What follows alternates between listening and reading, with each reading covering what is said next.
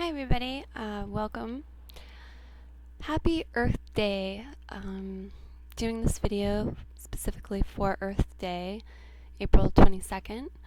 However, I guess I'm not doing it specifically for April 22nd either, because as cliche as it sounds, every day really is Earth Day.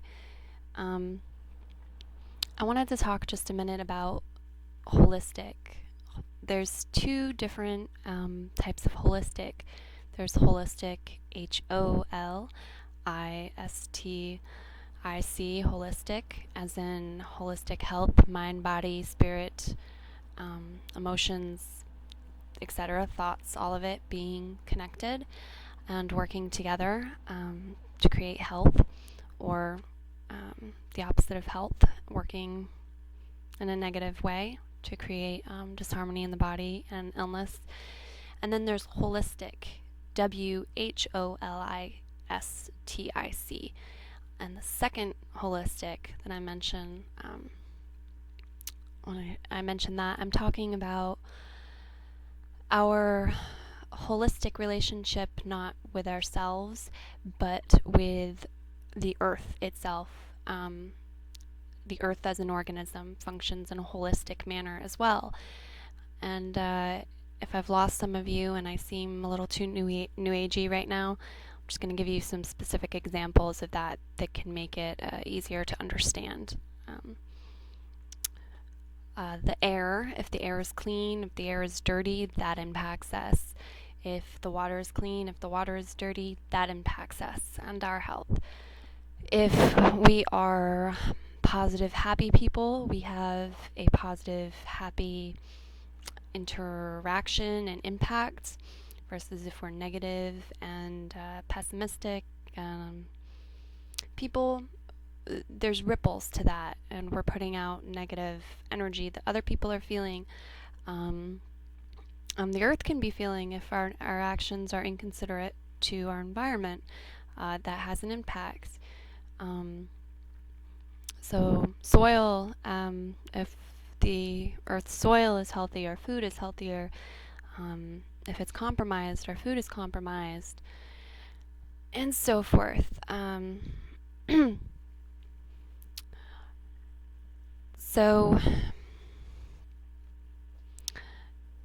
Sorry, bear with me. I have some notes here I'm looking over.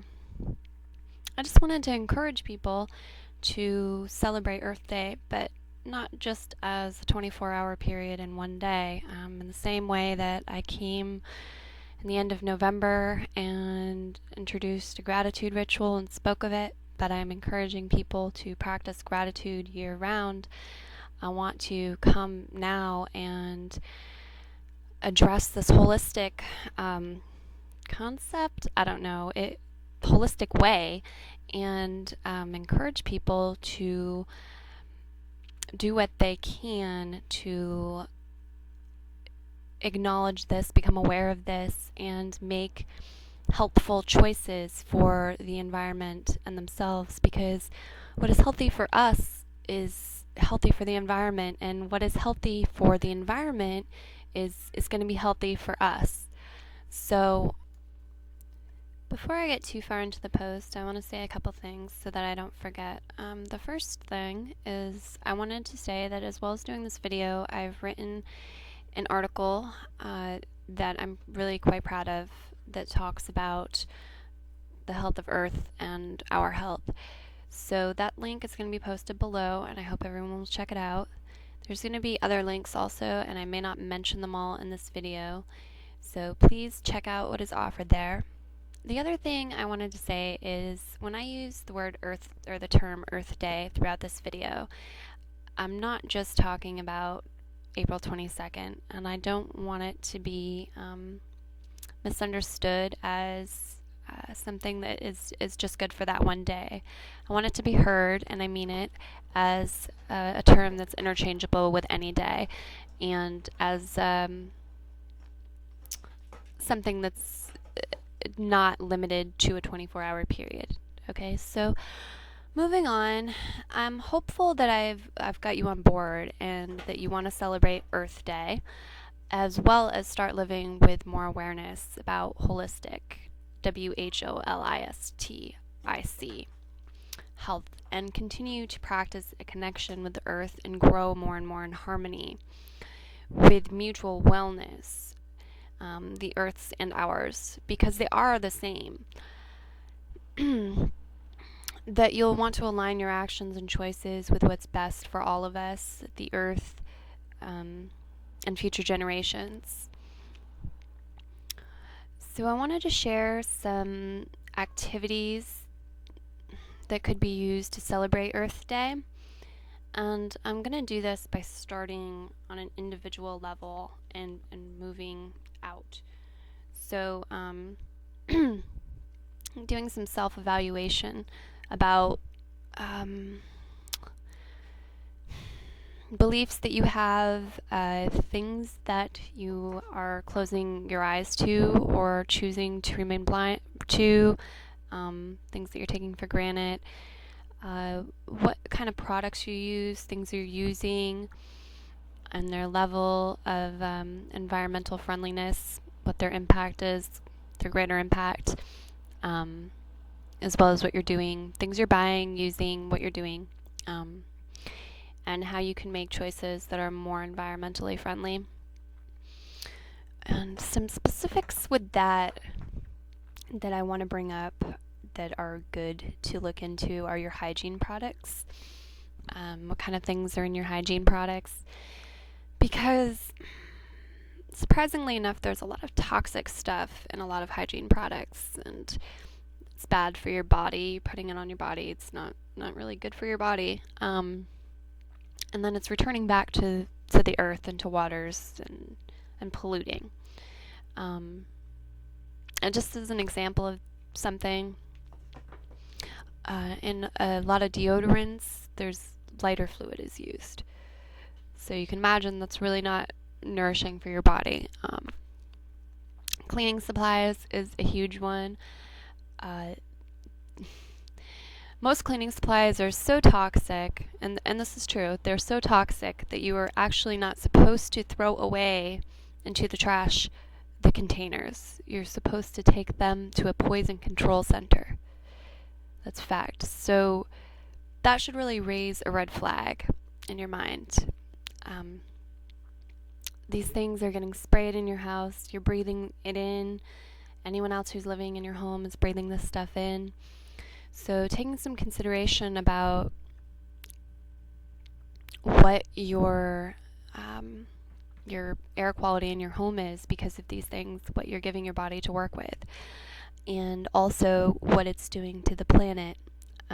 These things, when they go down the drain, are going into the streams, into our clean water supplies, as well as onto the soil and the earth. And when you spray them, they're going into the air that we all share. So there's environmentally friendly, cleaning supplies out there. I'm sure there's going to be a link below with some options available for you to choose from on that. And looking beyond that, those are the two that I'm going to bring up, but there's certainly a lot to evaluate for everybody. And I'm sure it's gonna be different for every person. So you know yourself best. I think spending some time looking at these things and doing some journaling, writing these things down, your ideas down,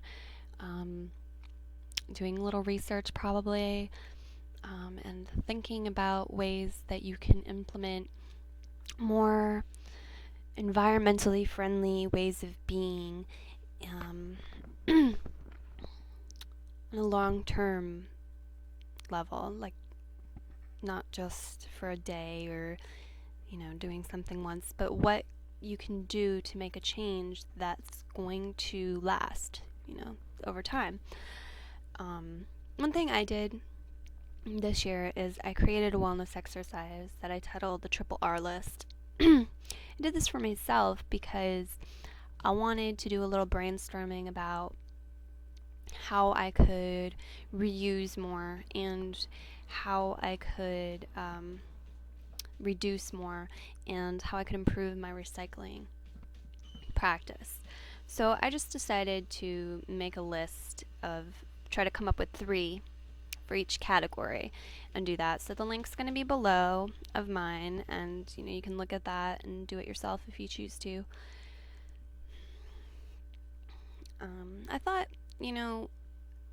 what kind of foods would be Earth Day specific, because there's spring foods and there's winter foods and there's holiday foods and whatnot, and Earth Day is a special day to me, so I thought, well, what kind of foods would be great for that? And the things I came up with were making some vegan trail mix or some vegan granola, some vegan picnic foods, things you can bring outside, because here anyway, it looks like it's going to be a sunny day, which is great, and Earth Day is a time to get outside.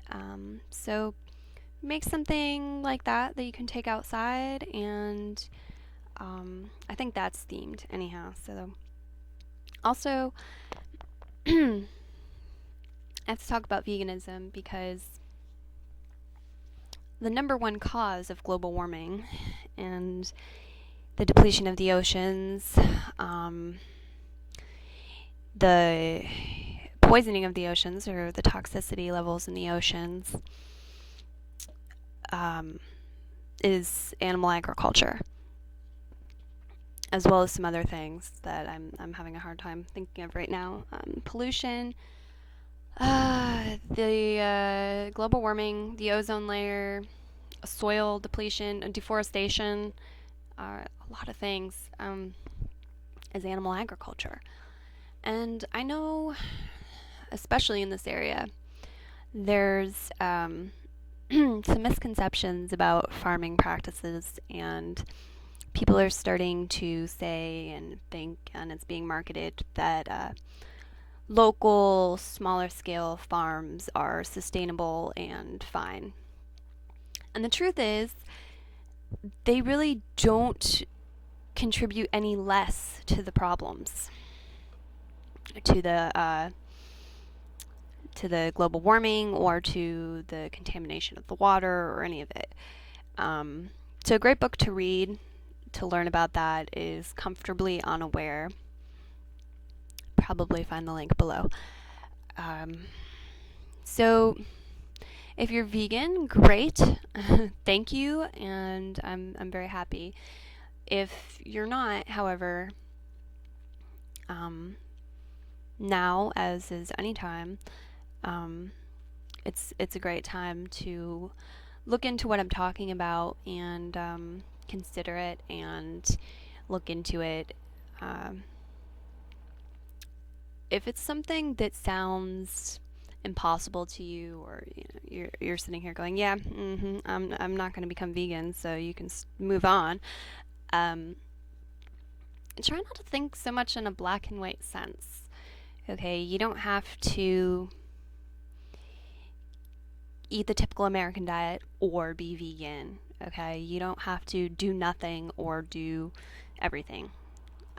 It's Earth Day, so maybe you could eat vegan today, try some new foods, see if you like anything you're trying. You could try eating vegan for a week. You could try the 30-day vegan challenge. You don't have to do all or do nothing. I will say, though, that I am far happier and far healthier now that I am vegan than I was before. And everyone that I've talked to who has become vegan says the same thing. It's really not a horrible thing. It's a great thing. But I'm not going to talk about it too much more, because I write a lot about the health benefits of veganism. And if you care to read more about it, I have lots of information for you to read, and you're welcome to message me if you want to discuss it. So I'm going to move on. Oh, I do want to say A Delicate Balance is also a great movie to watch if you want to, even if you don't want to, it's a good movie to watch.